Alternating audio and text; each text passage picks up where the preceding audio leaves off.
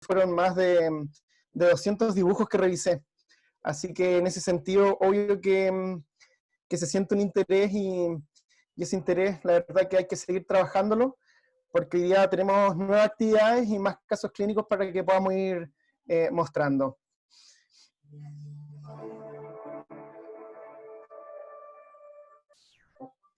Siempre un saludo a las personas que permiten esta actividad. Por mi parte, Dentsply Sirona ha podido participar activamente durante esta charla, entregándonos materiales, y ya los premios y las categorías las vamos a estar afinando esta semana para poder definir bien. Por lo menos son 3 grandes premios, porque los dibujos fueron bastante variados. Ya me gustaría de repente definir una categoría para dibujo a mano alzada, hay categorías, por ejemplo, para dibujos digitales, así que esta semana vamos a estar ahí quizás con ayuda de Francisca definiendo cuál va a ser la modalidad. Y acá tan solo un pequeño extracto de lo que fue esta semana. Ven acá diferentes dibujos, diferentes estilos, así que para todos los que participaron, la verdad que fue muy grato porque del día jueves que comenzaron a llegar correo electrónico, así que eso también iba demostrando un interés y la calidad es para aplaudir. Así que un gran aplauso a todas las personas que se esforzaron. Muchas personas en el texto del correo electrónico me expresaban que hace rato que no tomaban un lápiz, hace rato que no tomaban un papel, así que también fue una linda experiencia poder acercarnos un poco al entrenamiento. Yo creo que más de alguno aprendió algo en esto, ¿cierto? Aprendió más o menos estos diámetros cervicales, cuáles eran los diámetros proximales. Creo que más de alguno en el momento de comenzar a hacer la porción radicular, se observó cuál fue la proporción coronaradicular y tantos otros detalles como macroanatomía, microanatomía, líneas de reflexión. Yo creo que eso les quedó bastante claro con el ejercicio.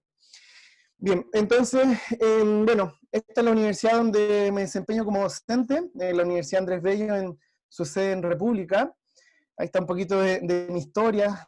Siempre me gusta mencionar que fui iniciando mi estudio en la Universidad de Valparaíso, después hice el posgrado en rehabilitación oral en la Universidad Mayor. Puede permitir desarrollar algunos dotes más o menos pedagógicos para hacer clases más dinámicas, mejores actividades, a través de un diplomado en docencia universitaria. Todo quien quiera hacer docencia, les recomiendo hacer el diplomado, hacer el magíster. Instruirse también en el control de la ansiedad, del miedo, de la fobia de nuestros pacientes a través del óxido nitroso, también es muy buena herramienta. Y para acá hablar de la fotografía clínica, que sin lugar a dudas, hagan lo que hagan, les va a dar un plus a su ejercicio profesional. Los correos electrónicos siempre están disponibles, el Instagram también. Muchas veces personas que participaban de los talleres me siguen escribiendo, me siguen buscando por Instagram para alguna duda. En general tiendo a responder, así que también es una posibilidad que podamos seguir en contacto. Acá parte del equipo con el que trabajo, tanto en mi clínica privada como en la parte universitaria, acá colegas, alumnos, exalumnos, que los casos que voy a mostrar a continuación son en coautoría con ellos. Entonces, la vez pasada como que cortamos un poco el tema de las preguntas por el factor tiempo, pero hice más o menos un resumen de las preguntas que me llegaron incluso durante ese mismo día. Ese mismo día me paré al computador como a las 11 de la noche, terminando de responder y aclarar cada una de las consultas. Así que si durante estas charlas también te quedan alguna duda, puedo estar durante la charla un rato más respondiendo algunas preguntas sobre diferentes temas y aquí los traté de resumir. Uno de los temas que consultaban bastante era el tema de las espátulas que utilizo para hacer composite en el sector anterior. Yo utilizo lo que es la línea American Eagle. Tengo los códigos de cada una de las espátulas que utilizo, así que si necesitan los códigos me pueden escribir y les puedo enviar los códigos precisos de las espátulas que utilizo. Estas espátulas me gustan mucho porque no se pegan nada, tienen partes de titanio en su composición y en ese sentido son bastante resistentes, son flexibles y me permiten a mí hacer una correcta dosificación de composite. Otra de mis espátulas favoritas en el sector anterior son estas espátulas de la línea Smileline, que son espátulas con una punta aplanada, que es más fácil condensar el material es más fácil llegar a cualquier zona en un sector anterior, y es un poco más rápido. Tiendo a dejar menos veces la espátula marcada, por lo tanto mi fase de pulido y acabado es bastante más rápida. Entonces utilizo espátulas del área de American Eagle y utilizo espátulas de Smileline. Acá ven cómo dosifico, esta es una espátula como de punta aplanada de Smileline, que me es muy fácil aplicar la resina. Este es más o menos mi kit habitual para hacer resina. Voy a comenzar a describir desde arriba hacia abajo. En la parte más superior ocupo estas espátulas que no sé si las conocen, son con puntas siliconadas, entonces para ir compactando es muy grato.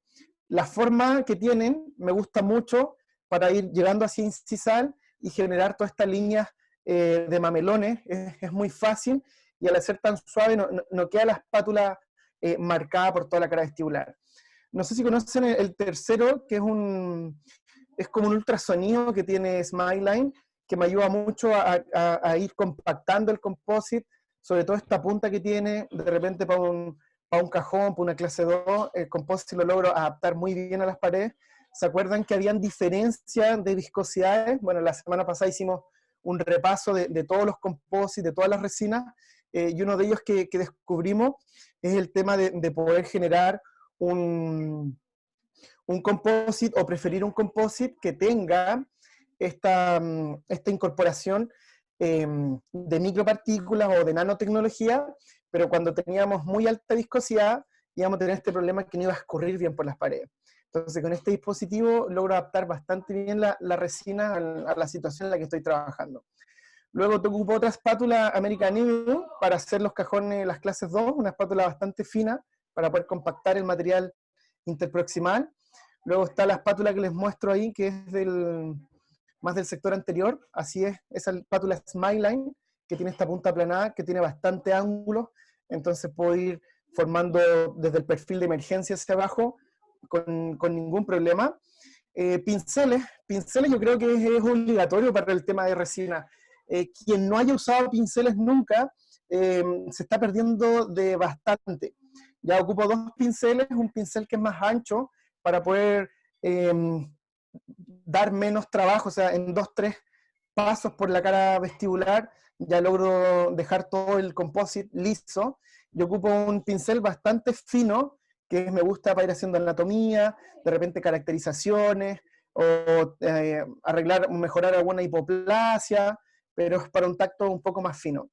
Acá tienen un close-up de los materiales para que vean qué tan fino es este pincel y todas estas ventajas que nos permite trabajar sobre todo lo que es surco, llevar pigmento. Me gusta bastante caracterizar las clases 1 también. Esta es la línea de American Eagle. La primera es un condensador, la segunda es la que les menciono para los cajones proximales, y la que está más baja es la que utilizo para hacer las fosas, para hacer las facetas, los surcos secundarios, y andan bastante bien, andan bastante fáciles. Esta es la otra parte de las mismas espátulas, o sea, en general uso estas 3 espátulas, sobre todo para el sector posterior, en donde con la primera hago la correcta anatomía, luego esa es para el tema de los cajones interproximales, y la tercera es para llevar el material a la caída. ¿Ya? Eso es básicamente en un pequeño resumen, las espátulas que utilizo, que fue de las preguntas que me hicieron cuando terminé la charla la semana pasada. Bien, segundo tema que se preguntó bastante fue el tema de la selección del color, que era más o menos cuál era mi flujo para tomar color. Recuerden que siempre el color se toma antes que el diente esté preparado, antes que el diente esté deshidratado, y antes de hacer todo el tema de aislamiento con goma dique. El dique de goma verde, negro, azul, celeste, el morado, el que utilicen, va a generar un cambio de fondo, y ese cambio de fondo va a alterar un poco la percepción del color. Entonces es importante que esta etapa se haga primero. Se han preguntado cuánto es un tiempo prudente para poder tomar color. Un tiempo prudente para la toma de color va entre el minuto y el minuto y medio. Ya no gasten más de eso, minuto o minuto y medio. Después comienza a haber una fatiga visual, una fatiga del operador, así que se van a tender al error. es igual que cuando hacíamos pruebas, ¿cierto?, en pregrado, y estábamos seguros de una alternativa, ¿les pasó alguna vez eso? Seguros de una alternativa, la comenzaron a pensar tanto, que finalmente cayeron en el distractor, cambiaron la alternativa y tuvieron la respuesta mala. Ya esa sensación desagradable de haber tenido la respuesta correcta, y después haberla cambiado por darle mucho tiempo, sucede igual en el color. Ya color entre minuto y medio ya basta. No busquen mejor color, porque después se van a tender a confundir, sobre todo por el tema, como les digo yo, del cansancio visual. Si quieren reposar la vista, o sea, si se fatigan, si cometieron ese error y se dieron cuenta que llevan 2 minutos tomando color, les recomiendo ver un fondo gris, ya un gris neutro, puede ser un gris al 17%, y en este gris reposar la mirada y luego tomar color. Hay personas que recomiendan el azul, el celeste.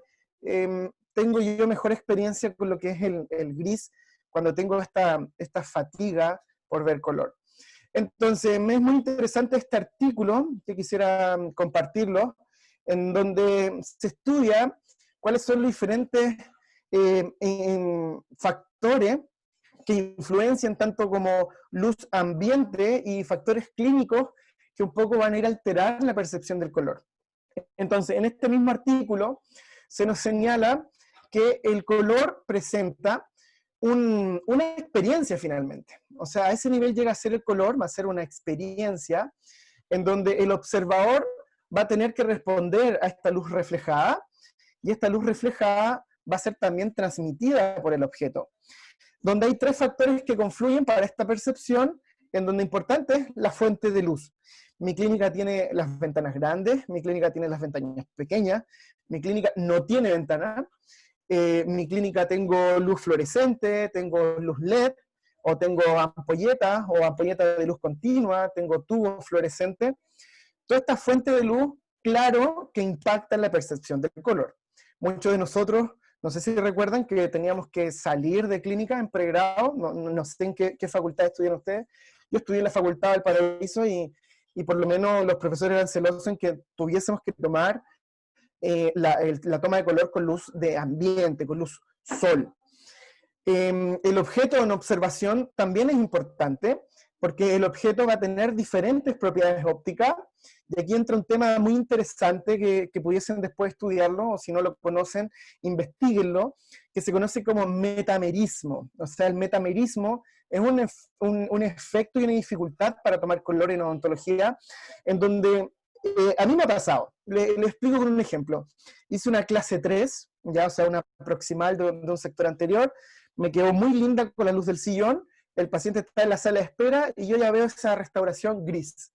Ya hay un efecto que se produce cuando hay una fuente de luz que se refleja sobre un material, y ese material tiene ese comportamiento en esa fuente de luz, pero luego cuando ese diente está influenciado con otra fuente de luz, parecen ya ser 2 estructuras diferentes. Ese efecto se llama metamerismo y impacta en la toma del color. Y el último, no menos importante, lo que es el observador, porque el observador va a tener un gran rol en definir esto. Muchas veces el observador puede estar con un proceso de daltonismo. Siempre es recomendado realizarse un test de daltonismo para ver si hay problemas de percepción en alguno de los colores. Y también hay factores como el envejecimiento, ya eso también va a ir en desmedro de nuestra percepción del color. Se recomienda un rango ideal de toma de color siempre entre los 18 años y los 25 años, y mujer, ya así lo establece la literatura, que son las personas que tienen mejor percepción del color. Yo salí un poquito ya de ese rango y yo veo en colores primarios, ya veo azul, rojo, verde, ya los que están los intermedios, cian, magenta, ya esos para mí esos colores no existen. La fatiga, no es lo mismo tomar nuestro color a las 8 de la mañana, a las 10 de la mañana, a las 8 de la noche. Hay una fatiga importante también por nuestro trabajo de siempre estar viendo cosas pequeñas y viendo detalles. Las emociones, también un factor importante del observador que lo va a influenciar en la toma de color. Hay algunos medicamentos que también impactan en este sentido, y también cómo el observador, quizás poco entrenado, es capaz de interpretar estos colores. En esta interpretación, en esta comparación que hacemos con el ojo, o las técnicas clásicas, análogas, convencionales, se descubre que hay elementos que nos pueden ayudar. Uno de ellos son los espectrofotómetros, no sé si los conocen. Yo utilizo bastante un espectrofotómetro de la línea Vita, que es la línea Vita Easy Shade, en donde es una lámpara de fotocurado, dispara cierta luz sobre el diente, esa luz se refleja, y ese rebote de luz la máquina lo interpreta, y la máquina dice, perfecto, este paciente es 2M1, y se acabó. ¿Ya? Y no hago más análisis que ese. Quizás no hayan escuchado el concepto, se llaman espectrofotómetro, la línea Vita Easy Shade. Si les interesa, durante la semana me pueden escribir qué les parece interesante, y así como en nuestro tercer módulo, a modo de introducción, les puedo explicar un poco cómo se utiliza, cuál es su valor, quiénes lo comercializan y cuáles son sus utilidades. Pero lo que nos dice la literatura es que al usar el espectrofotómetro, nosotros vamos a tener un 33% mejor de precisión, y también hablar que si podemos conjugar varias técnicas, podemos acercarnos incluso a una coincidencia en un 93,3% de los casos. Acercarnos a un 93, 94%, me parece que está bastante bueno como método. Cuando uno realiza la toma de color para cualquier tipo de restauración, en general la literatura nos observa que hay cerca de un 44% de éxito. O sea, en odontología yo creo que 44% es bajo, si nosotros podemos entender de otra manera que probablemente la mitad de los colores que nosotros vamos a elegir a simple vista, ya la mitad está errado. Y así como en 1956 comienza la primera escala de colores, desarrollado por la marca Vita, el área de la Vita Classic, en donde nosotros teníamos A1, A2, A3, teníamos como referencia, ¿cierto?, el matiz, teníamos como referencia el croma, y luego había una ordenación tipo, en donde en general nos recomendaban hacer otro tipo de ordenación, en donde ya esta la ordenábamos por valor. Y comenzamos, ¿cierto?, con un B1, y comenzamos después seguía un A1, y seguíamos ordenándolo por valor. Entonces luego se desarrolló una escala Vita 3D Master, en donde se desarrollan 26 piezas, y estas se ordenan de tal manera que ustedes pudiesen tener grupos primero de elección, grupo 1, 2, 3, 4, 5, dentro del grupo ustedes saturaran, y cuando terminaran de saturar pudiesen cambiar, había unas paletas que eran las paletas R, las paletas L, etc. Y hoy día existe esta guía, que es la guía Vita Lineal, en donde ustedes primero abren esta cajita y seleccionan la guía de valor. Luego que seleccionan la guía de valor, siguen después con todas las otras aristas de Munsell, y ustedes pueden llegar a un match correcto. Pero, ¿qué sucede al final del día? ¿Qué sucede al final del día cuando tengo toda esta cantidad de guías? La que ustedes ven en el centro es la Vita 3D Master, la que ven como a los alrededores es la Vita Lineal, de fondo ven una guía que es una guía de coloración Shofu, y también ven abajo una línea, abajo a la izquierda, que es de estas primeras guías que les menciono, del Vita Classic. De esta guía debemos desprender por lo menos unas cuantas verdades. La primera verdad de esta guía es que para composite poca utilidad pueden encontrar. Siempre les voy a recomendar hacer sus primeras guías, sus propias guías. Lo que ustedes ven acá son unas formas de poder hacer tus propios mostrarios, que es lo que yo los puedo aconsejar. Quienes venden estos son mostrarios pero vacíos. Estos los vende Shofu, los vende Smileline, también los entrega en GC, que no sé si conocen esas marcas, en donde vienen estos dispositivos, en donde tienen una situación, una punta triangular, para que ustedes vean el comportamiento del color en diferente intensidad, similar a los mostrarios, en donde hacia incisal debemos saber cómo se comporta nuestro material en pequeños espesores. Luego hacia atrás, hacia el vástago, tiene un círculo que es una superficie retentiva para mantener el material dentro. Y aquí ustedes pueden ver estos dibujos. Entonces ustedes cargan la resina. Yo utilizo estas espátulas siliconadas para poder compactar y condensar bastante bien el composite. Y no sé si alcanza a ver en el mostrario que desde la base del triángulo hacia arriba hay un cambio de saturación en el material, porque recuerden que cuando el material tiene mayor espacio, más performance va a tener del color. O sea, si es un 1-2 en un espacio grueso, se va a poder desarrollar ese color, pero a medida que esto adelgaza, se va a ver muy influenciado por el fondo de la boca, que es oscuro, y también se va a ver muy influenciado sobre el sustrato en donde esté. En donde si ese diente es un sustrato patológico, un diente con un TDA, un diente endodonciado, va a tener otro comportamiento. Entonces, por eso es importante conocer los materiales que ustedes usan. Yo estoy utilizando ahora último todo lo que es la línea de Dentsply, la línea Spectra. Es muy buen composite, muy fácil de manipular. Tiene un tiempo de trabajo bastante extendido, y por lo menos los casos que le he mostrado es con esa resina y me resulta bastante bien. Siempre me preguntan qué tipo de resina utilizo. Yo en general les puedo recomendar que hoy en día la mayoría de las resinas son bastante buenas, pero es uno el que no está entrenado, es uno el que no ha hecho los cubitos, es uno el que no ha practicado. Hay técnicas para poder calentar la resina, tener una mejor forma, una temperatura de trabajo. Hay distintos esquemas para trabajar un composite, pero es donde nosotros no los conocemos, es donde fallamos. Y muchas veces los conocemos cuando estamos con pacientes. Entonces hacemos una carilla, o voy a probar esta resina por una carilla, erramos, nos frustramos y decimos no, que este compósito es re malo, me dejó una carilla toda gris, no lo utilizo nunca más. Pero fuimos quizás nosotros los que fallamos, en donde no pudimos seleccionar un correcto material restaurador, no supimos seleccionar el espesor adecuado. Entonces un poquito la invitación de este curso es a familiarizarse con esos espesores. Ya así donde tengo estos mostrarios, y he podido ordenarlos por distintos pigmentos que utilizo.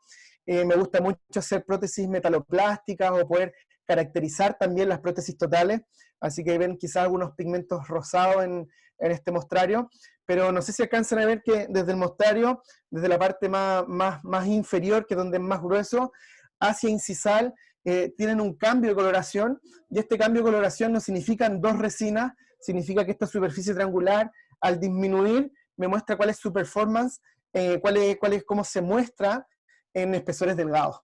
Y en ese sentido vale la pena hacerlo mostrar. Bien, ahí expliqué más o menos qué pasa con el color, cómo lo tomo, y los mostrarios tiendo un poco a transformarlos. Ya acá hay un mostrario de la línea Vita, un 3M2. Lo primero que les puedo mostrar es que este 3M2 en el borde incisal está muy delgado y de repente puedo tender a confundirme. Si quiero evitar esa confusión cuando hago cerámica, voy a, primero, en el paso 2, hacer una escotadura para el borde incisal. No sé cuántos de ustedes les ha pasado que tratan de tomar color incisal con incisal, y en el momento, por ejemplo, de la fotografía clínica, ese borde incisal les cuesta posicionarlo, o le piden ayuda al asistente, le piden ayuda al mismo paciente, pero muchas veces esa toma no está en el mismo plano que el diente que yo estoy seleccionando color. Entonces le hago esa pestañita para que ahí repose el borde incisal, y después trato de desprenderme un poquito de este borde tan incisal, porque en cerámicas quiero ver realmente cuál es el comportamiento del color, por lo menos en las zonas cervicales donde está más concentrado este color de la resina. Entonces en el momento de estar en boca, apoyo ahí ese escalón que hice, lo apoyo con el borde incisal, y ahí procedo a tomar las distintas fotografías que me haya pedido el laboratorio. Bien, entonces con eso más o menos explicar esa como segunda agrupación de preguntas que tuve durante la semana y después de la charla, que me preguntaban un poquito del color. Entonces, en resumen, de este tipo de color, no se demoren más de un minuto y medio en tomar el color, por todo este tema de la fatiga visual. Si se fatigan, observen un fondo gris. En mi consulta tiendo a ocupar por defecto, todas las pecheras de mis pacientes son grises, me es fácil ubicar el gris ahí cerca del paciente para reposar un poco la mirada. Tengan claro que los factores ambientales van a influenciar la luz, los factores del operador van a influenciar, por eso es relevante un poco estudiar de qué tratan los espectrofotómetros y cuál es su impacto en el mundo de la odontología restauradora. Y también darle algunos tips de seleccionar, hacer sus propios mostrarios, hacer sus propios cuadraditos de cerámica, de sus resinas. Hay algunos mostrarios de composite de la línea Coltene, hay algunos mostrarios de composite que ustedes pueden consultar, pero si es que van a usar esa línea de composite. Si están utilizando en general, se usan 3M, qué sé yo, hagan sus cubitos, hagan sus dientes para poder tomar este color y ustedes acostumbrarse a saber cómo se va a representar este composite de un entrenamiento. Bien, algunos ejemplos de este sector anterior que les puedo comentar o quizás mencionar como novedad, es un tema de que actualmente se pueden imprimir, no sé si habían escuchado ese concepto. Ahora hay resinas que son biocompatibles. Esto es una impresora 3D, es un ejemplo que les tenía así como el dato freak, el dato rosa de la charla, en que podemos hacer este ejercicio. Se diseña, se escanea la boca del paciente, se escanean los muñones, se diseñan en base a diferentes programas, y en este diseño ustedes van a poder definir cuál va a ser el eje de inserción del diente, se va a poder definir cuál es más o menos el desarrollo del perfil de emergencia, el borde de la preparación. Cuando diseñan todo eso, ustedes van a poder imprimirlos. No sé si están familiarizados con el concepto, pero así un poco como lo estamos manejando hoy día en lo que es la especialidad de implantología oral. Estamos entrenándonos y en el futuro se está estudiando que estos materiales para imprimir incluso tengan una característica definitiva. Ya en esta primera etapa, porque estos son resinas emergentes, se están un poco temporo definitiva, ya así como temporales, pero se están practicando y hay mucha técnica desarrollada para hacer estos provisionales de manera, o sea, estos materiales y estos diseños y estas impresoras, utilizarlas con resinas definitivas, tanto para dientes unitarios como dientes individuales. Estos dientes que tú imprimes no están alejados de poder maquillarlos. Ya el maquillaje en el sector anterior, posterior, tanto en composite, cerámica, ahora con resinas para imprimir, es una utilidad importante. Acá estoy, por ejemplo, en boca, haciendo todo lo que es la tinción. Estas tinciones de Creation me gustaron bastante. Esta la tinción ocre, en donde en esta tinción nosotros podemos ver cuál es el comportamiento de los dientes vecinos. Esta tinción, después de aplicarla, utilizamos un glaze como un glaseador, y aquí vean el desempeño. Vean cómo estos dientes, que son los dos dientes anteriores, se pueden mimetizar y quedan con un color bastante homólogo y bastante parecido a los dientes vecinos. Y bueno, de anatomía ya hablamos en extenso la semana pasada, así que no vamos a hablar de anatomía del sector anterior. Ustedes me dejaron más que claro con sus dibujos que ya estamos capos en anatomía. Yo creo que nadie va a volver de esta cuarentena sabiendo menos, todos vamos a volver sabiendo un poquito más. Y este es más o menos el resultado de un diente que se puede imprimir. Me pareció interesante comentarlo, me pareció interesante mencionarlo, quizás para muchos de ustedes nuevos, pero hacia allá es donde camina la rehabilitación, hacia allá es donde camina la odontología. En la misma universidad estamos haciendo investigación en este sentido, en temas de adhesión, y además someter esto a pruebas de microfractura, pues someter esto a cizallamiento, someter esto a pruebas de tracción y ver cuál es el comportamiento de estas resinas. Porque cuando estamos en el sector anterior no está permitido fallar. Acá es un caso que también lo quería compartir con ustedes, porque hablo de repente de sustrato desfavorable. Entonces, en este sustrato desfavorable, acá este es un caso que es dado desde el punto de vista implantológico y rehabilitador. Ahí está el diente que falta, se utiliza una guía quirúrgica. Esta guía quirúrgica es que la cirugía se diseñó en el computador y después se hace en boca, se fresa, se instala el implante, ahí ingresa el implante, se pone un cilindro para hacer un diente provisorio, y luego en este cilindro, con las características de todo este enfoque biomimético y de de manipulación de estos materiales restauradores, hacemos la anatomía y esa situación inicial ahora cambia. Eso genera que el paciente se motive y quiera finalmente arreglar sus 6 dientes anteriores. Se toma impresión, queremos hacer carillas con los dientes vecinos, así que hacemos un desgaste bien calibrado. Ahí están las cerámicas como material final. Ven acá los desgastes, ¿eh? No les llama la atención. Acá ustedes ven dos tipos de odontología. Este es el puente que trajo el paciente, este puente con estas preparaciones periféricas antiguas, imagínense. Este paciente tuvo una avulsión del lateral y generó todo este desgaste de un diente sano. Y vean ese escalón, y ahora a su izquierda vean cómo se genera un nuevo patrón, una nueva filosofía, en que hay un desgaste pero mínimo, en donde casi no hay retiro, no hay sacrificio del diente natural para poder hacer el proceso restaurador. Se cementan, se aíslan, se hace todo el procedimiento clásico. Me gusta mucho hacer todo un tema de cerámicas y un tema de ocupar un solo material restaurador.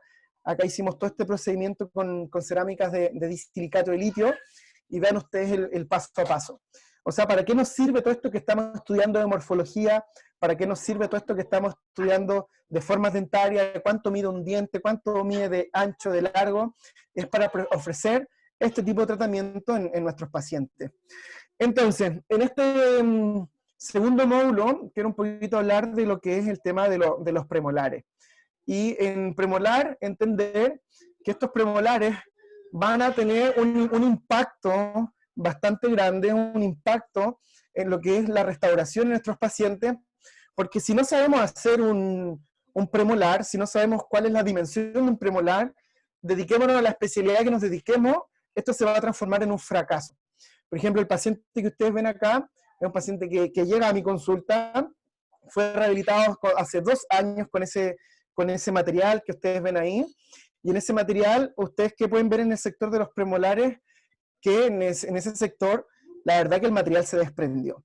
Entonces, si yo no conozco volumétricamente un premolar, si para mí un premolar es un tema desconocido, o sea, si ahora yo les quito el celular y les digo ya, no miren ni nada cuánto mide un premolar, cuánto es el ancho mesiovestibular, cuánto es el ancho mesiodistal, vestíbulo palatino, cuánto mide la cúspide vestibular, la cúspide lingual, cuál es el premolar que tiene la cúspide más grande, cuál tiene la cúspide más pequeña. De repente nos cuesta un poco descifrar eso, pero si no lo tenemos totalmente integrado, tanto para hacer una resina compuesta como para hacer una rehabilitación de arco completo, vamos a tender a ir hacia un fracaso importante. Observen acá esta rehabilitación bimaxilar. ¿Qué les parece lo que dejaron para los premolares inferiores? Recuerden que el primer premolar superior tiene que concluir con el primer premolar inferior y el segundo premolar inferior. Entonces, ¿cómo ven esta oclusión? ¿Qué les parece el espacio que dejaron para la altura de un premolar? Sin duda que ese espacio es ineficiente, y todas las funciones masticatorias, las guías excursivas, todo lo que son los espacios libre interocruzal, los espacios fisiológicos, se tienen que respetar, porque si no, la articulación y los músculos masticadores van a hacerse el espacio igual. Ya van a desprender estos materiales y van a tener la libertad de los movimientos que lo que es la oclusión los necesita, los requiere, y el cuerpo los va a respetar y van a desarrollar distintas patologías articulares por no respetar estos espacios. ¿Para qué hablar de estos eventos de fractura por no respetar y por no entender que esta morfología no es para hacer problemas? La morfología no es para estar en primer y segundo año pegándose contra la cabeza con los libros de morfología. Esto es para poder devolver a los pacientes función y eficiencia masticatoria. En esta fotografía yo creo que queda en bastante evidencia cuál es la zona y el baricentro masticatorio, ¿cierto? En donde confluyen la mayor cantidad de la fuerza que se realizan cuando el paciente está en oclusión o cuando el paciente está bajo un proceso de una parafunción, de un bruxismo, en donde en estos sectores de los premolares se va a generar este baricentro masticatorio, y no sé cuál es su experiencia, pero yo les puedo decir que la mayor cantidad de los composites que yo hago en mi consulta son en premolares. Ya los premolares constantemente están con proceso de fractura. Los premolares, al tener un espacio tan reducido mesiodistal se espera que un premolar tenga 7 milímetros de espacio, dejen al medio por lo menos unos 3 milímetros de cámara, y eso nos generan 2 milímetros de espesor hacia mesial, 2 milímetros de espesor hacia distal. ¿Qué pasa con una caries, una caries proximal? ¡Pum! Rápidamente llega a la cámara. Este diente es endodonciado, muchas veces mal endodonciado o muchas veces mal restaurado, con factores C muy desfavorables para el diente. ¿Y cuántos de ustedes en esta coronavirus ha visto urgencias por fracturas de cúspides de premolares? Yo he visto muchísimas. Entonces, esta imagen nos va un poco a interpretar, no sé cuántos de ustedes han recibido pacientes con prótesis totales que tengan atrición, ya que tengan atrición como clases quinta, en donde muestra que este baricentro es real, que esta zona en donde se impactan y confluyen las fuerzas en un acto de masticación van a generar un impacto y tengo que saber cuáles son esos espacios que yo tengo que restaurar. Entonces, una de las preguntas que se utilizaron para explicar un poco esto es, no sé cuántos de ustedes también compraron la revista de morfología, la puedo seguir recomendando. Sepan ustedes que todos estos temas que se han desarrollado y se van a seguir desarrollando son todos temas que utilizan más o menos la guía de la revista Morfología de Alta Técnica, una revista por 3.300 pesos, yo lo encuentro bastante cercano, por lo menos creo que se han vendido más de 60 ejemplares durante esta semana, así que los insto a seguir comprando esta revista para que sigamos aprendiendo y nos sigamos entrenando. Entonces, yo les digo, dibujemos una bicicleta, pero les puedo decir otro ejemplo, dibujemos un central. ¿Ven la cantidad de diseños? ¿Cuál fue la indicación la semana pasada? Dibujen un central, pero para algunos, por ejemplo, un central pero con una extracción, ya no fue la indicación, pero es así como alguien se pensó en un central. Acá veo otro dibujo por acá, un dibujo de un central con un implante, ya nadie dijo implante, pero alguien sí lo interpretó y dibujó un implante, quizás un poco apasionado de su especialidad o de su práctica. Entonces uno hicieron un central, otro hicieron dos centrales, otro hizo de grupo 1, de canino a canino. Entonces, ¿por qué hice acá el ejemplo? Dibujemos una bicicleta. ¿Qué pasa si la tarea para esta semana es dibujar una bicicleta? ¿Cuántos de nosotros haríamos la misma bicicleta? Yo creo que ninguno. Uno haría la bicicleta de infancia, uno haría la bicicleta que usa hoy día para hacer descenso, otro utilizaría bicicleta verde, ¿no? Yo tuve una azul, uno quizás dibujaría una bicicleta con rueditas. Entonces, ¿qué pasa cuando hablamos de un premolar? ¿Ya? Antiguamente, yo cuando hacía un premolar, tanto en resina como hacer un provisional, cada premolar que yo hacía solamente el primer premolar superior. ¿Ya? Era la única anatomía que sabía, era el único premolar que me había estudiado, y cuando comencé a darme cuenta, dije, chuta, en realidad siempre cuando digo premolar, pienso en una sola morfología de un premolar. Quizás ahora cuando, ya donde lo quiero llevar en esta charla y poco a reflexionar, cuando nosotros decimos, ya dibujo un central, uno acá dibujó un central cuadrangular, otro dibujó acá un central triangular, acá vemos un central ovoideo, uno con mamelones, un central con atrición. Entonces, depende mucho de qué mentalmente tengo para pensar en un premolar. Pero cuando pensamos en premolar, deberíamos preguntar o devolver la pregunta y decir, bueno, doctor, ¿qué premolar me está pidiendo? Y siempre entender que tenemos quizás 8 anatomías diferentes para hacer un premolar. Tenemos los premolares superiores e inferiores, primeros y segundos, así que ya tenemos 4 en ese ejemplo. Derecho, izquierdo, ya se nos transforman en 8 anatomías diferentes. Entonces es importante estudiar estas 8 anatomías diferentes porque vamos a estar constantemente restaurando, constantemente generando overlays, generando tabletops, generando bowlay, generando coronas, composite, clases 1, clases 3, revisando puentes, revisando prótesis fijas, removibles, prótesis sobre implantes, prótesis acrílicas. Entonces, todo este tipo de prótesis necesitan una guía, necesitan una evaluación para probar un enfilado, una evaluación para hacer una prueba estética, pero mi pregunta es, ¿tenemos incorporado en nuestro cerebro estas 8 anatomías diferentes? Cuando nos preguntan, cuando nos dicen, hagan un premolar, estamos como menos en la situación de decir, voy a hacer un premolar derecho, izquierdo, cuáles son sus diferencias. Entonces, con esto ya comenzar a introducir la tarea para esta semana. Esta va a ser la última tarea del seminario porque la próxima semana ya lo finalizamos. Y la tarea va a ser hacer un diente del sector posterior, pero especificar en el dibujo, en una esquina, si este diente corresponde a un superior, a un inferior, a un primer molar, segundo molar, primer premolar, segundo premolar, derecho, izquierdo, superior, inferior. Ya para que comencemos un poco a desarrollar este pensamiento en 8 anatomías diferentes, y con estas herramientas poder tener un mejor entrenamiento para saber si lo que estamos mirando es un derecho o un izquierdo, un superior o un inferior. Así que mismo formato, totalmente libre de qué colores, qué técnica, qué diente hacer, qué vista, pero referirnos que vamos a hacer un diente del sector posterior. Premolar o molar, cualquiera de estas 8 anatomías diferentes, pero la tarea hay que especificar para que en todo momento estar dibujando tengamos presente en qué parte del cuadrante estamos. Entonces, comencemos a estudiar el premolar. Los premolares tienen una forma y pertenecen a los dientes del sector posterior. El premolar, por lo menos en superior, el premolar es muy parecido a lo que son los caninos. Incluso si tú lo ves por vestibular, es como un canino más pequeño el primer premolar superior. Hay 2 cúspides en lo que es el sector maxilar. Estas 2 cúspides se diferencian bastante bien. Y esta cara oclusal parece ser siempre un pentágono.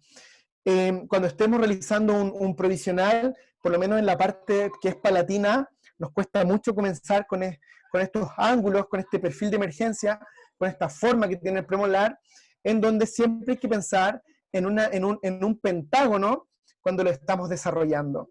Si nosotros trazamos ciertas líneas sobre la cara oclusal, nos vamos a ver que por vestibular, toda esta cúspide, que va a formar finalmente una cresta vestibular, va a componer 3 lóbulos, el lóbulo mesial y el lóbulo distal de un poquito menor tamaño, y un lóbulo medial bastante prominente. Los bordes laterales del premolar para nada son paralelos. Si vemos las vistas oclusal, los bordes proximales van a ir a converger a palatino, y en el centro de estas 2 cúspides vamos a ver una cara oclusal siempre pensando en la forma de una H. Cuando estamos con estas pátulas de American Eagle que les mostré recién, siempre dibujando esta H que va a tener aristas hacia vestibular, que necesariamente siempre son más largas que las aristas que van hacia vestibular. Siempre pensar que quizás el primer premolar superior es son como 2 caninos, ¿cierto?, fusionados, y la cúspide palatina es más pequeña, pero vean la masa y la estructura que compone la cúspide vestibular, que es más grande y más representativa que la cúspide palatina. Estas son estas líneas para poder trazar estas zonas de mayor fuerza oclusal. No sé ustedes cuánto han visto que finalmente los premolares se van atricionando durante la vida. Uno siempre tiene como un contacto prematuro regalón, un contacto prematuro favorito en un premolar, que siempre estas cúspides van a ir generando y se ven en la fotografía, ¿no?, este reflejo, que es donde estas cúspides funcionan, trabajan bastante y se van atricionando. ¿Cómo ocluyen este premolar? Acá quizás no es la mejor mordida, para una mordida más vis a vis, pero nos sirve igual de ejemplo, para entender que la oclusión, por lo menos de este primer premolar superior, va a ser con la parte mesial del segundo premolar inferior y la parte distal del primer premolar inferior. Esa es la oclusión que debemos ver, esa es la oclusión que estamos esperando. Entonces, en estos esquemas, ver también que el comportamiento de estas paredes proximales va a tener distintos desarrollos. La parte mesial es un poco más estrecha, un ángulo de 12 grados, de convergencia hacia palatino, y la parte que es más distal es un poco más amplia, con 17 grados. El espesor de la pared mesial, lo habíamos conversado recién un poco, el espesor de esta pared mesial es tan solo 2 milímetros. Me parece muy pequeño, y es por eso cuando hacemos estas clases 2 generalmente saludamos a este cuerno mesial, saludamos a la cámara pulpar, porque es muy próximo. Y muchas veces el paciente prefiere hacerse la exodoncia, y cuántos desdentados tenemos que le faltan los premolares, muchísimo, y a causa de este poco espesor para llegar a la cámara. Mismo espesor para la pared distal. Podemos entender que esta cámara está más bien ubicada en el centro del diente. Cuando nosotros hacemos un acceso endodóntico, siempre vemos en un primer premolar superior una cámara que es más fácil de acceder hacia vestibular, y luego encontramos la segunda entrada del conducto palatino. Es muy frecuente que nuestro primer premolar superior, con amplio grado de mayoría, podemos encontrar que tienen 2 conductos. El largo del diente completo aproximado es de 23,5 milímetros. La altura de la corona son 8,5. Quédense con ese concepto. La altura de la corona de un premolar es de 8,5 milímetros. Esa distancia es lo más importante de este seminario. Por favor, memorícenlo. Y ya está en erupción y en funcionamiento entre los 9 y los 10 años de edad. Entonces, observemos. Les tengo este siguiente caso clínico, en donde, recuerden, este espacio de 8,5 milímetros. Este paciente hay que rehabilitarlo. Este espacio de 8,5 milímetros, ¿qué opinan en este paciente? ¿Lo ven como fácil? 8,5 regalado. Yo creo que no. Básicamente, y casi que muerde, casi que ocluye con el reborde antagónico. Recuerden otro concepto, les mencioné que vean en la vista derecha que este primer premolar tenía que ocluir ¿con quién? Con el primer y segundo premolar. ¿Cómo ven acá esta relación de este premolar superior derecho? Este diente 1.4, ustedes imagínense, ¿y quién creen que van a caer estos 2 premolares? Yo creo que no caen en altura, y yo creo que este paciente, por la oclusión, que yo ya sé que debería tener, este paciente debe estar con la mandíbula en una posición de acomodo, y una mandíbula en una posición de protrusión mandibular. Este paciente no tiene mesa oclusal posterior, no hay pilares posteriores, entonces... pero este paciente tiene que desgarrar, tiene que moler, tiene que triturar, tiene que cortar. Entonces, cuando yo veo este tipo de oclusión, y veo que este primer premolar no me parece que está tan en oclusión, quizás con un segundo premolar inferior, yo digo que este paciente oclusalmente está en una posición de acomodo. Entonces, observan cómo estos conceptos que estamos hablando se integran desde el composite hacia la rehabilitación. Entonces, como buen rehabilitador, se inician estos casos con prótesis de trabajo. Estas prótesis de trabajo me orientan, y observo ya que este paciente finalmente escondía una profunda clase 2, desarrollo un juego de prótesis totales, y observen la impronta, observen dónde está la guía anterior de este paciente, en arco de cierre, en dónde esta guía está funcionando, y está bastante posterior a la cara palatina de mis dientes anteriores. Entonces, este paciente, antes de tocarlo, no sé si alcanzan a ver que la prótesis removible, el diente 1.3 incluso, que está bastante atricionado, también es parte de la prótesis, porque toda mi rehabilitación, insisto, tanto del composite, del borde incisal, de la atrición, toda mi rehabilitación tiene que estar guiada protésicamente. Entonces, esta prótesis, vean cómo cambia ya el paciente desde nada, el mismo día, a la prótesis de trabajo, cambia muchísimo. Entonces, en este cambio, en esta adaptación, en esta propuesta de hacer un sector posterior, en esta propuesta de estabilizar a mi paciente para poder hacer un proceso restaurador, observo, evalúo, y en el tiempo me quedo pensando, necesito un premolar de 8,5 milímetros de alto. Entonces, provisionalizo al paciente. Cuando lo provisionalizo, puedo ocupar herramientas como el DSD. Es una herramienta para mí diagnóstica, es una herramienta para mí de muy buena comunicación con el paciente, y para qué hablar de la comunicación que yo puedo tener con el laboratorio.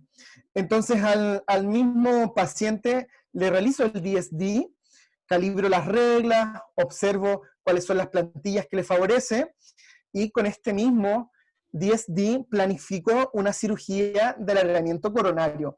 Imagínense, por entender la morfología, por entender que necesito estos espacios que son necesarios para mis pacientes, puedo indicar esta terapia de alargamientos coronarios. Cuando ya esta terapia está finalizada y tengo la posición de mis pacientes, puedo decir, bueno, esta es la morfología del premolar que yo estaba buscando. Observen el sector inferior, incluso ahí cayó un puente de 3 piezas, implanto soportado. Entonces, en la medida que yo puedo manejar estos conceptos, puedo indicar a mi paciente diferentes tratamientos para poder también tener la principal idea de no hacer ninguna exodoncia. Cuando este caso yo lo expuse en un congreso y lo expuse en 2 partes, primero expuse los antecedentes y después expuse la resolución, muchos de los participantes hicieron la exodoncia de esos premolares por razones de rehabilitación. Entonces, entender que cuando incorporamos la morfología a nuestro flujo, cuando incorporamos la morfología a nuestra clínica, podemos entender cuáles son los espacios que yo requiero, podemos entender cómo se va a comportar este paciente con un aumento de la dimensión vertical y tanto concepto que puedo requerir por tener en mi mente estos 8,5 milímetros que yo tenía para la altura de un premolar. Entonces, sigamos describiendo estos premolares. En este premolar podemos ver ahora la longitud del diente, bueno, ya lo habíamos mencionado, la longitud desde la cavidad pulpar hacia abajo, o sea, 17,8 milímetros. El diámetro de la corona, ojo, vestíbulo palatino de 9, o sea, entendemos también que los premolares son más anchos en sentido vestíbulo palatino. El espesor de la pared vestibular, 3,2, el ancho vestíbulo palatino de la cámara. ¿Recuerdan? Que habíamos mencionado recién que el acceso endodóntico era mucho más fácil ir a ubicarlo un poco hacia la parte central, pero desplazablemente a vestibular. Esta cámara es mucho más grande en sentido vestíbulo palatino, y el espesor de la pared palatina, que es esta cúspide más pequeña, es de 2,5. El diámetro mesiodistal es de 7 milímetros, o sea, teníamos estos 2 milímetros en mesial, 3 milímetros en la parte de la cámara y 2 milímetros en distal, conformando estos 17 milímetros. Ahí está la regla de los 9 milímetros y la orientación de los 7 milímetros en sentido mesiodistal. Acá a continuación les voy a mostrar un caso clínico del día a día para ver más o menos cómo uno interpreta esta morfología. Entonces llega este paciente con un desalojo de una restauración.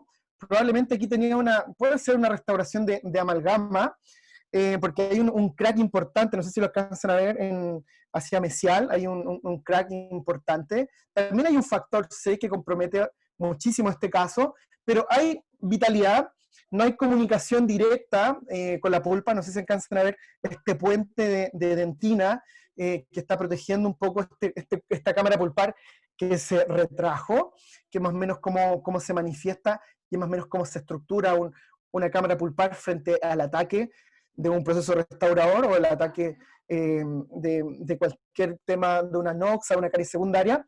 Entonces acá, bajo diferentes técnicas, nosotros hicimos no grabamos en este caso, utilizamos todo lo que son los adhesivos ideales para dentina en 2 botellas, Clearfield para ser más exacto, protegemos esta dentina, hacemos este espacio restaurador, y ahora sí, cuando ya me propongo, la situación está tranquila, la dentina está sellada, tomé color, hice el aislamiento, está todo este tema de la dentina, lo que le habíamos mencionado recién, y se procede a restaurar esta pieza, en donde debo estar y pensar siempre en cuál es la forma de estos premolares, cuál es la anatomía, dónde ubico el cíngulo, dónde ubico un surco, dónde ubico un mamelón, dónde ubico cualquier estructura anatómica, debo dominarla.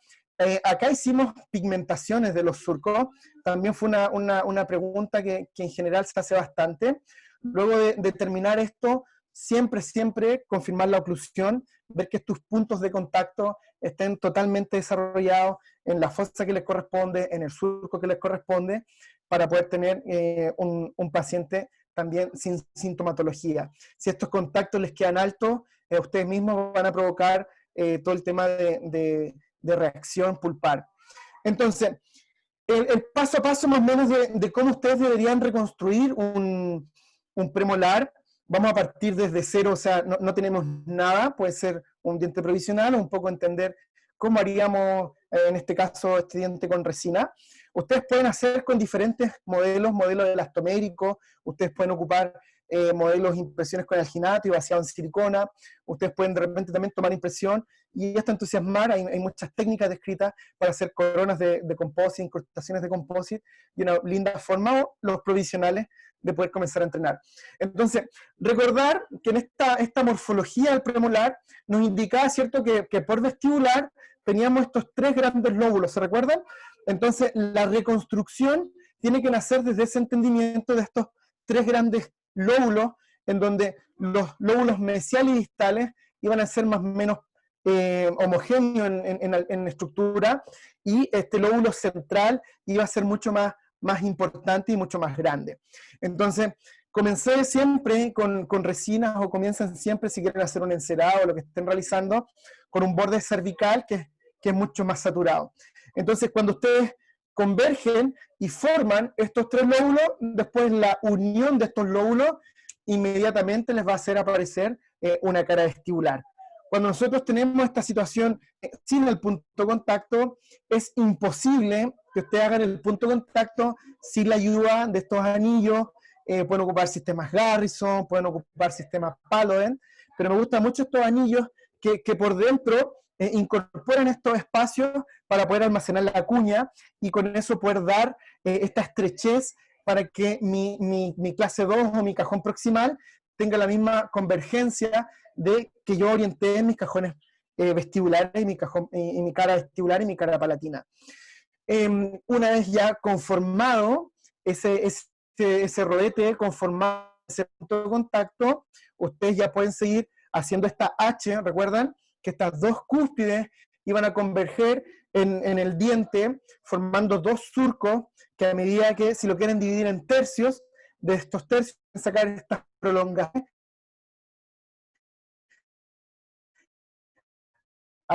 hacia estaciones vestibular más largas que las palatinas, y poder después tener su restauración final. Ahora bien, ¿qué les voy a mostrar? Les voy a mostrar cómo es la secuencia cuando tengo que hacer esta situación de anatomía, de este fondo de la fosa, de este surco. Este diente está hecho para entrenamiento, este diente está completo de composite, es un diente totalmente de composite. Le hice abajo unas tinciones para familiarizarse con lo que fuera como un proceso de caries, un desalojo, una restauración. Entonces, con su espátula del material que quieran, me gustan estas de American Eagle, esta espátula ustedes van a tener que depositar el material, lo retiran del composite, lo ubican, y esta misma espátula, por el otro lado, es condensador. Entonces, condensan en la cavidad, distribuyen. Este es otro tipo de espátula, que me gusta mucho esta punta, en donde ustedes van a ir siguiendo las vertientes, van siguiendo, guiándose por las cúspides, y van a ir adaptando esta resina hacia las paredes, generando aquí todos los detalles de la anatomía que ustedes ya manejan. Entonces, fusionan acá las cúspides que tienen que comunicarse, marcan bien los espacios, y tenemos que ahora agregarle esta tinción. Entonces, esta es otra espátula que viene en este mismo kit, en donde ustedes profundizan a donde quieren aplicar la tinción. Esta misma espátula les puede ayudar a llevar estos stain. Hay stain que son fotopolimerizables, hay stain que son estos pigmentos, estas tinciones, que ustedes las pueden llevar a esta fosa.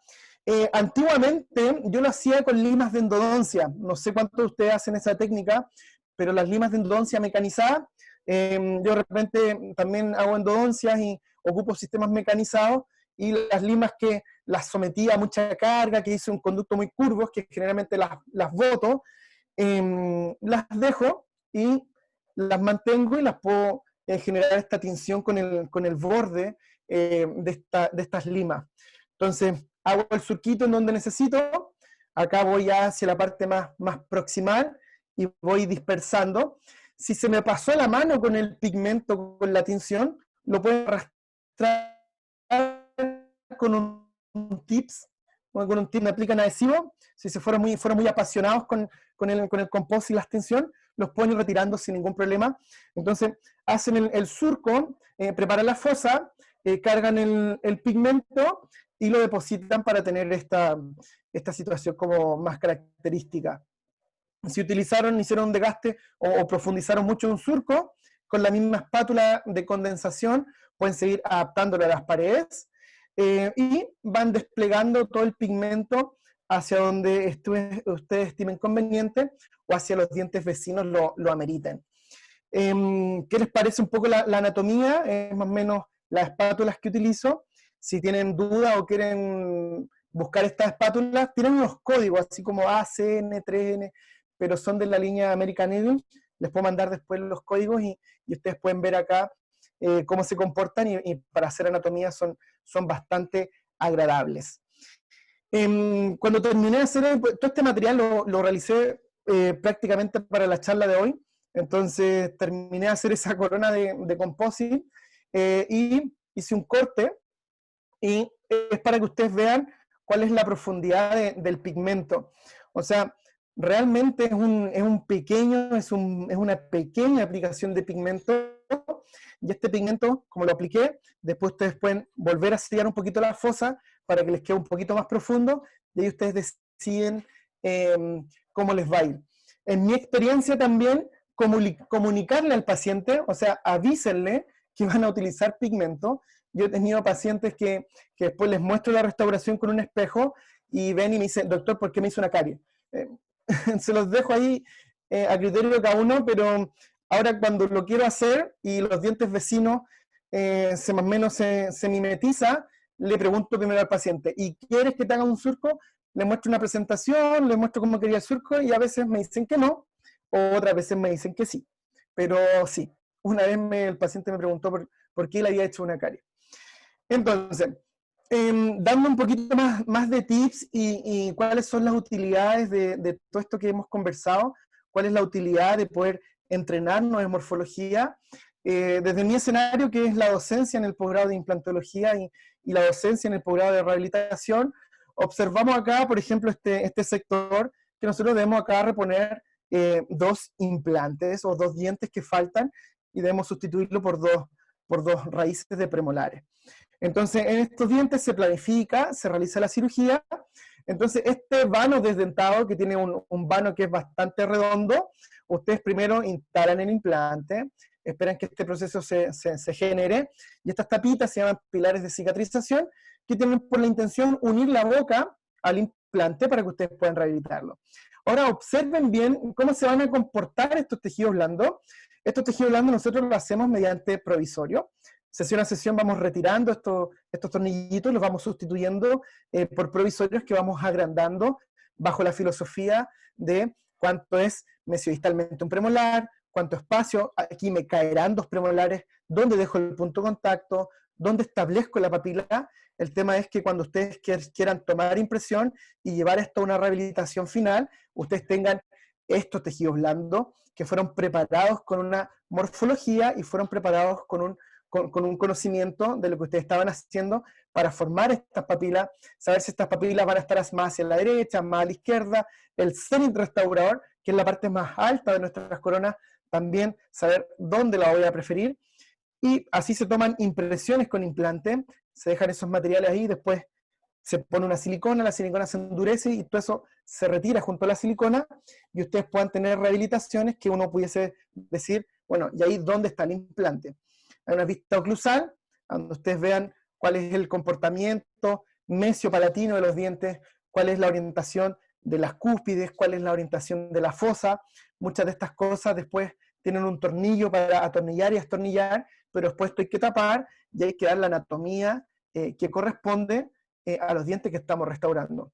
Otro ejemplo, acá por vestibular teníamos muy poco tejido blando, necesitamos tejido blando que cuide nuestros implantes.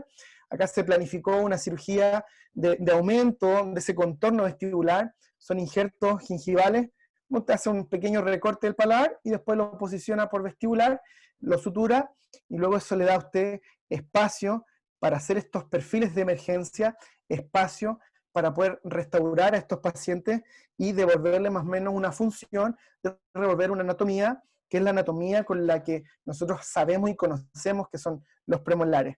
Observen los tejidos blandos que son bastante nobles. Siempre cuando estoy haciendo estos provisionales me voy recordando, bueno, la morfología de un premolar, por ejemplo, del segundo premolar superior, es una cúspide que no es tan marcada como la cúspide palatina del primer premolar. El segundo premolar superior tiene una cúspide con menos desarrollo, y sí se mantiene estas proporciones de que el ancho vestíbulo palatino es mucho mayor que el desarrollo en sentido mesiodistal. Entonces, con todo ese pensamiento en mi mente, voy generando estos perfiles, voy tallando los provisionales. ¿Para qué?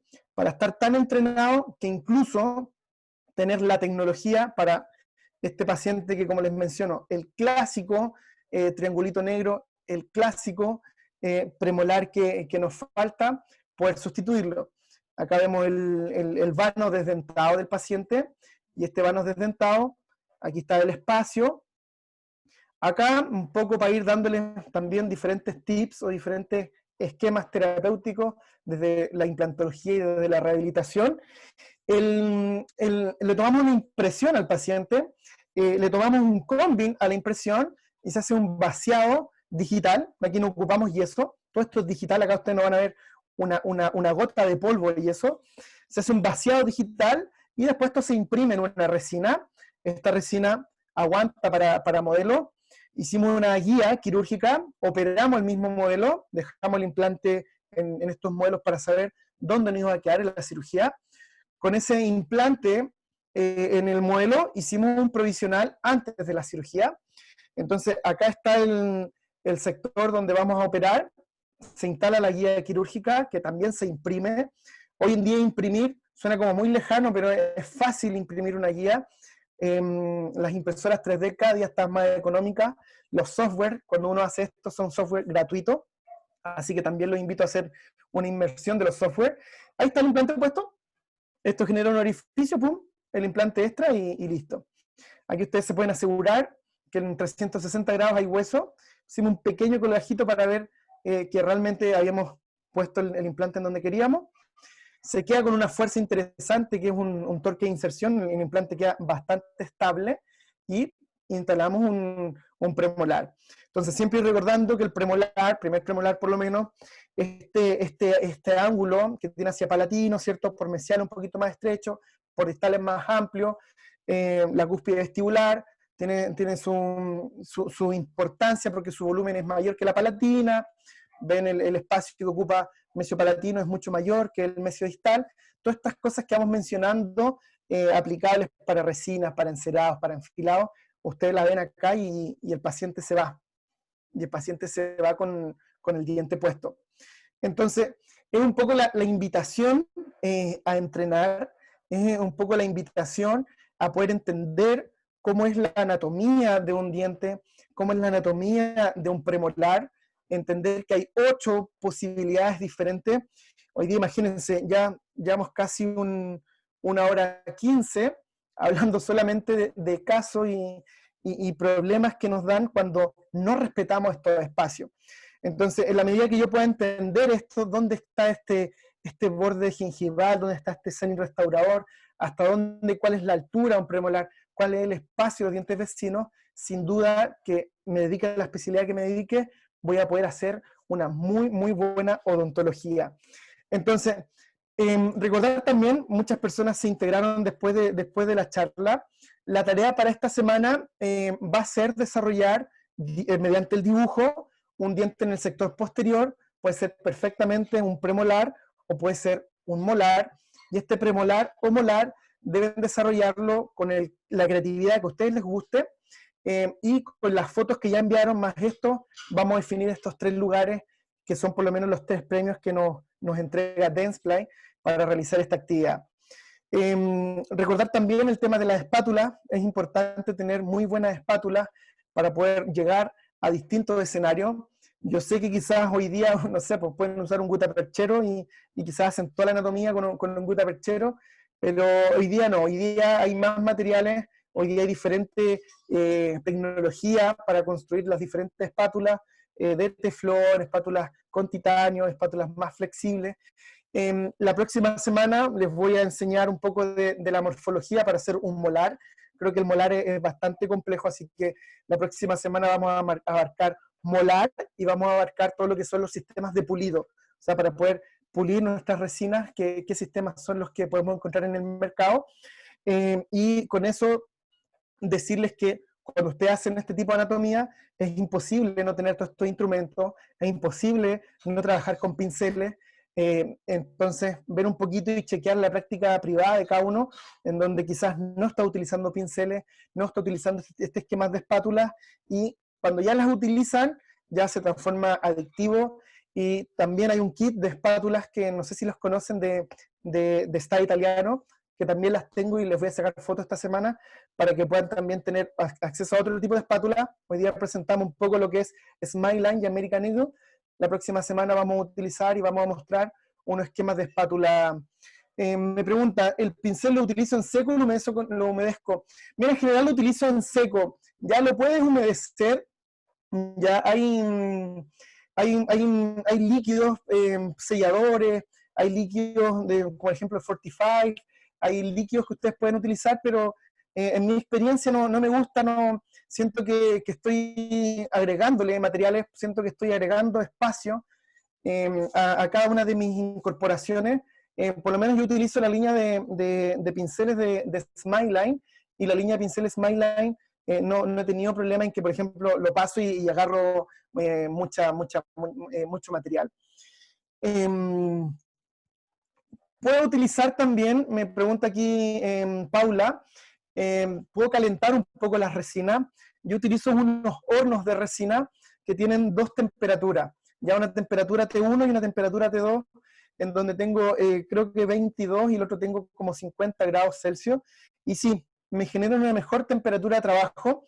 Lo que te puedo recomendar, Paula, es que cuando tú calientes tus composites, primero tener composites que tengan esta técnica incorporada, ¿vale? La técnica incorporada de calentar estas resinas la desarrolla muy bien la línea Miserium, y los hornos también los comercializan ellos, y la resina la calientas y la trabajas, y después esa resina se enfría y sigue tal cual.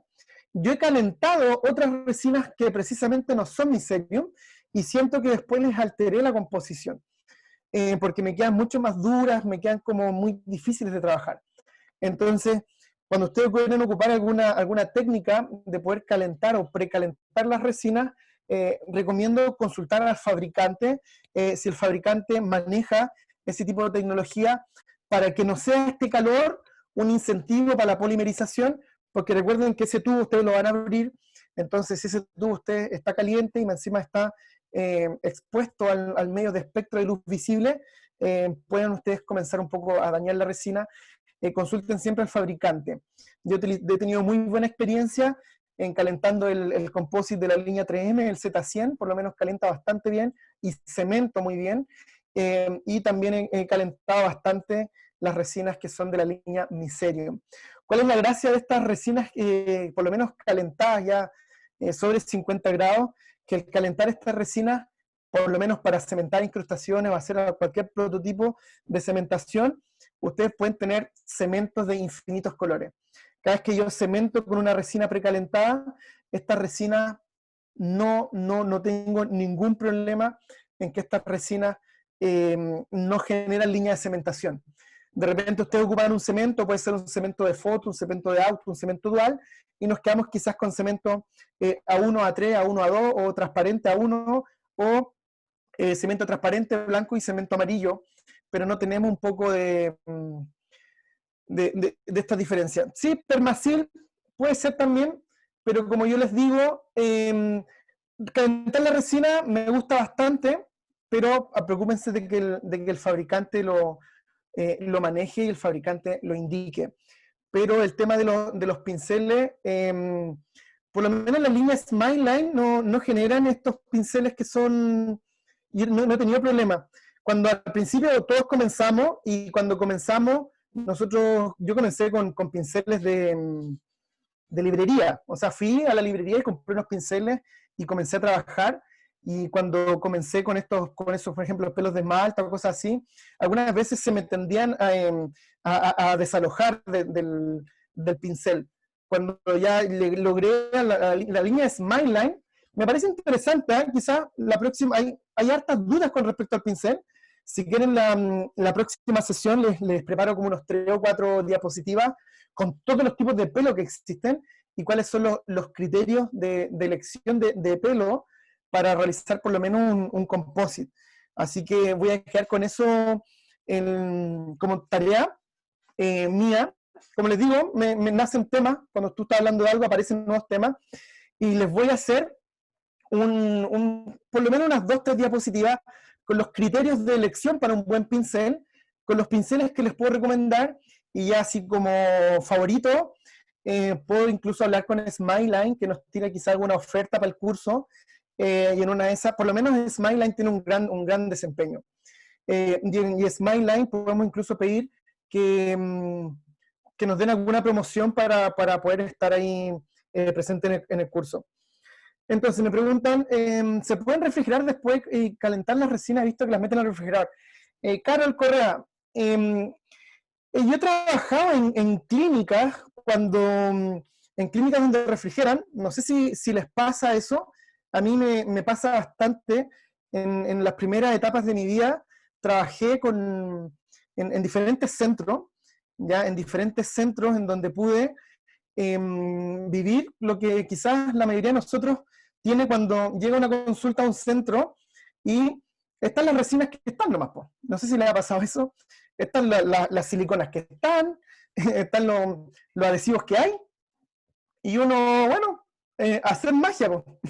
Hagamos carillas, comencemos a cimentar coronas, y ni conocemos los productos. Entonces, a raíz de eso, comencé a trabajar en un mega prestador X, y refrigeraban todo. Ya refrigeraban hasta el ácido. Todo lo refrigeraban. Y como en mi experiencia te puedo decir, Paula, que las encontraba demasiado duro.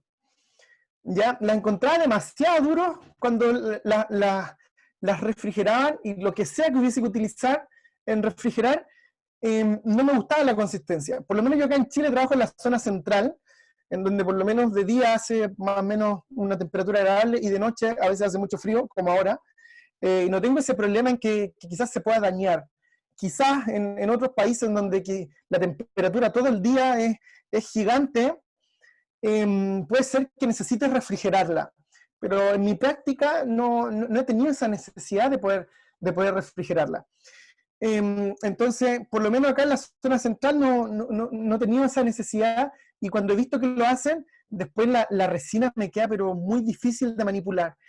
Aumenta demasiado la viscosidad y la forma en que yo puedo trabajar. Gabriel Sandoval dice que no tiene el horno de ENA Miserium. ¿De qué otra manera puedes calentar? Mira, Gabriela, yo he visto una situación que los calientan así como baño María, las sellan con bolsita y las calientan así como cuando tú derrites un chocolate, o las derrites así como un fondue, o de una forma muy artesanal. Sella bien la bolsita, eso sí, para que no mojes la resina, claro. Pero nada, juntar la plata y, viste, por lo menos quizás a Bárbara identifiqué, quizás ella lo hace así, en lo que hay, pero obvio, buscar el tema del horno.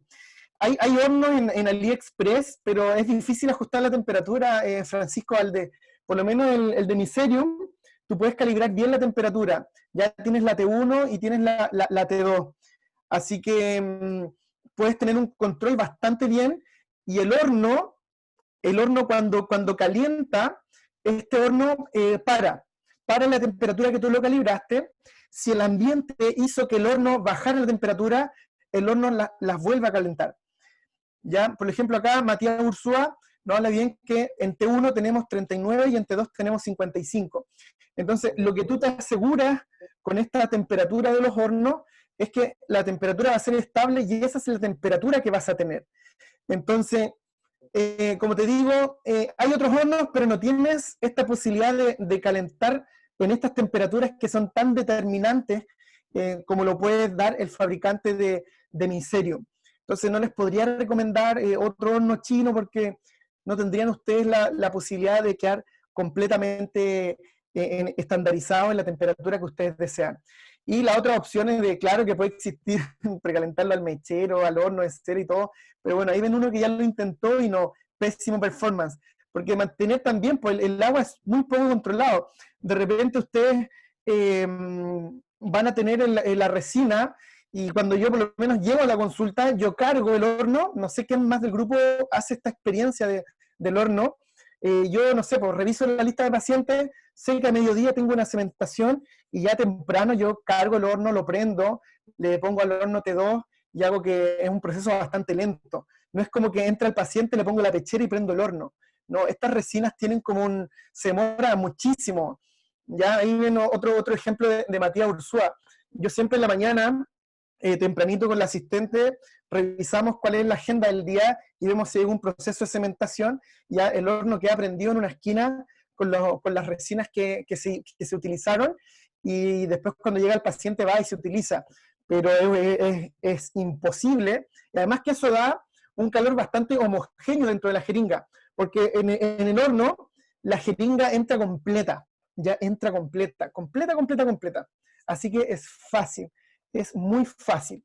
Así que ya sé que la próxima semana, Francisca, vamos a hablar en extenso ya de horno, que yo pensé que iban a hacer preguntas de premolares, no importa, se aprendió igual, pero vamos a hacer una primera parte intensa en lo que son los pinceles, los tipos de pinceles, los pelos que hay. Vamos a hablar con Smileline, que también participa de este seminario y nos puede aquí quizás dar un muy buen precio para abastecernos de algunos pinceles, y vamos a explicar también un poquito de este cambio de temperatura de los composites, que creo que también es un tema interesante, por lo menos hicieron bastantes preguntas al respecto. Donde dice, quizás un par de casos donde he utilizado, claro, ni un problema, Diego Jaque, es interesante el tema de las resinas precalentadas. Sí, probablemente Biotech traiga, pero como les menciono, es importante que esta temperatura sea bastante estable para que ustedes puedan tener ese control. ¿Ya? En los implantes de premolar fue una cubeta abierta, Felipe Valverde. Cubeta abierta. Cuando tú personalizas con cubeta abierta, la personalización anda bastante bien. Personalizar con cubeta cerrada, se puede un poco, con la fuerza de los tejidos blandos, se puede correr un poquito el transfer. Ya, en general, para un poco cerrar el tema de las resinas precalentadas, las resinas precalentadas mejoran bastante bien la adaptación, o sea, la adaptación a las cavidades, a las KC2, el tema de la viscosidad, se manejan muy bien. Y ¿en qué otra situación ocupo el composite para cementar? He cementado carillas, me gusta mucho cementar carillas con resina precalentada.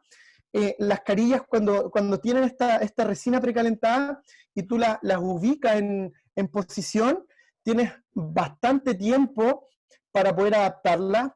No sé cuándo ustedes han hecho carillas, pero si hacen carillas indirectas de canino a canino, por ejemplo, muchas veces la última carilla no entra, ¿ya?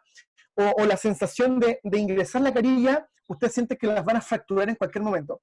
Entonces, la sensación cuando esta carilla, por su cara interna, tiene esta resina precalentada y ustedes la van adaptando, es como que estuvieran en un cojín, estuvieran adaptando algo que va a adaptarse muy fácil.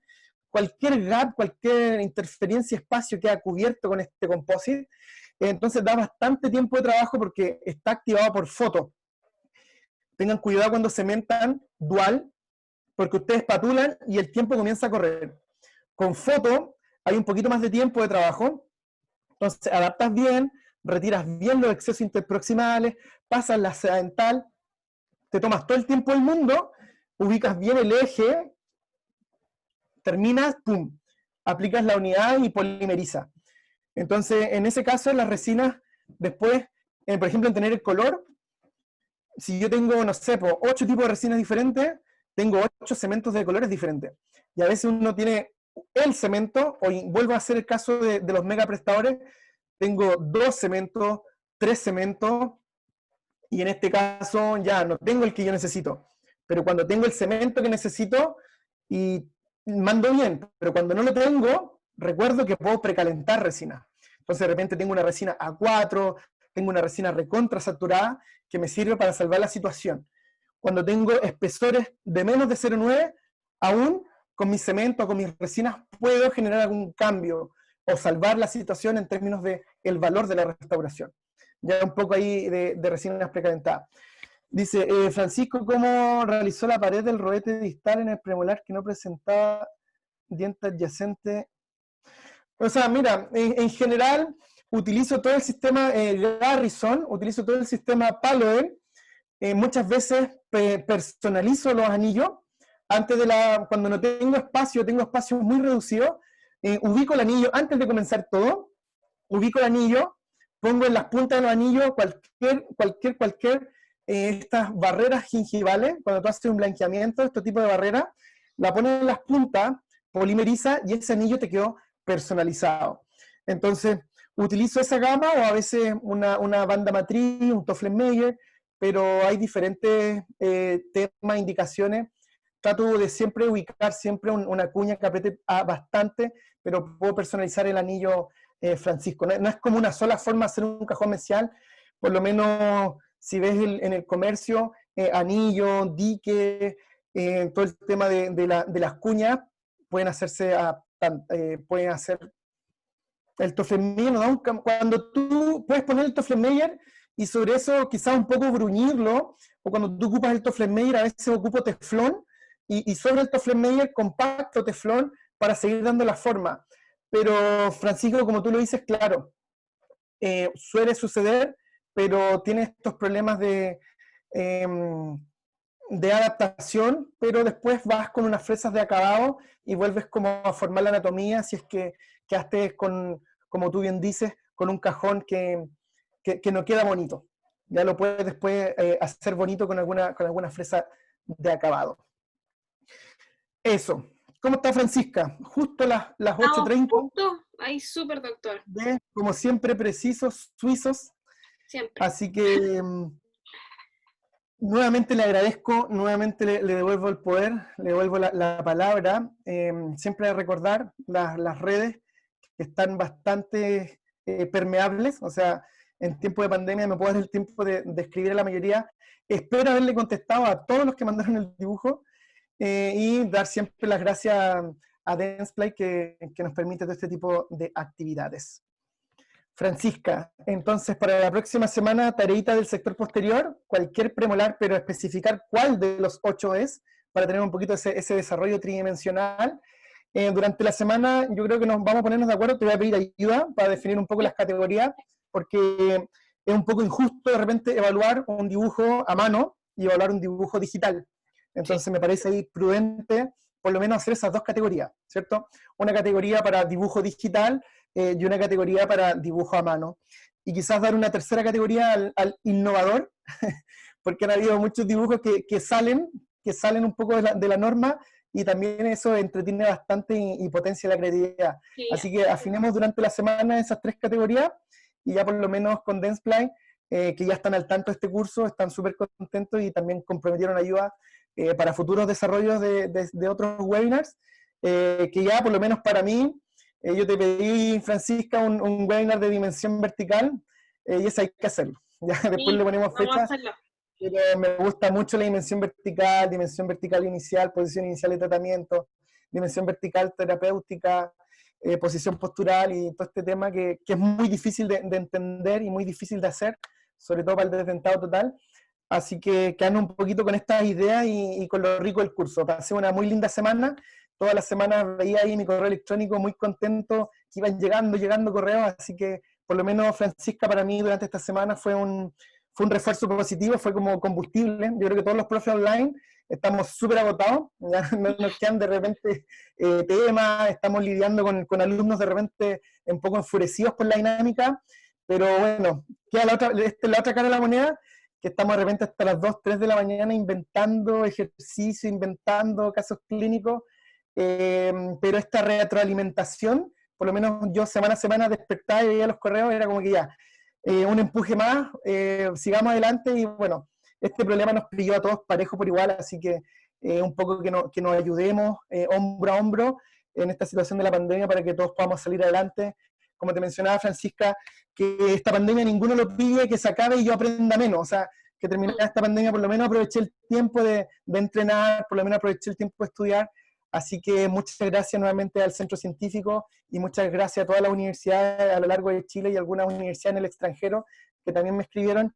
Voy a estar con esta misma alegría respondiendo los correos esta semana porque sé que me van a entusiasmar con el sector posterior porque es un sector que da, pero para mucho. Un molar, vi a alguien ahí que compraron la revista Morfología y ya están un poquito ahí avanzando, así que los felicito y los invito una vez más a comprar la revista Francisca. Así que muchas gracias por tu tiempo también, que en la semana te estoy constantemente molestando, así que gracias también a ti en primer lugar. Mañana. Sí, ya sabes a qué hora despierto, ya yo despierto y le escribo a Francisca. Muchas gracias, doctor, también, como todas las semanas, muchísimas gracias. Gracias a todos por haber participado, de verdad, la motivación y la asistencia de esta sesión fue muchísima, así que se les agradece a todos ustedes y nos vemos en la otra sesión. Ah, pero tenemos que sacarnos la foto que siempre nos sacamos. Así que le voy a quitar un poquito la pantalla. Espérenme.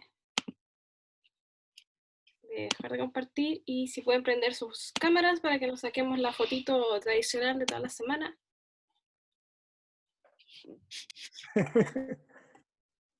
Me gusta verlo que cada vez como que más quieren participar, así que felicitaciones a todos. Estamos... Ahí la Tamara se está peinando, bien Tamara, el peinado es por el otro lado, pero igual. Ya veamos, ahí se siguen conectando.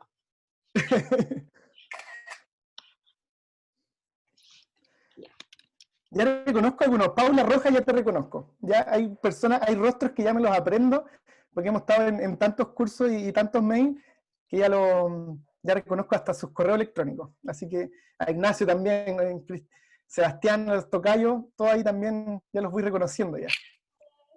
Ya, voy a sacar la foto ya. 1, 2, 3. Ya, estamos. Entonces nos vemos la otra semana, que estén bien.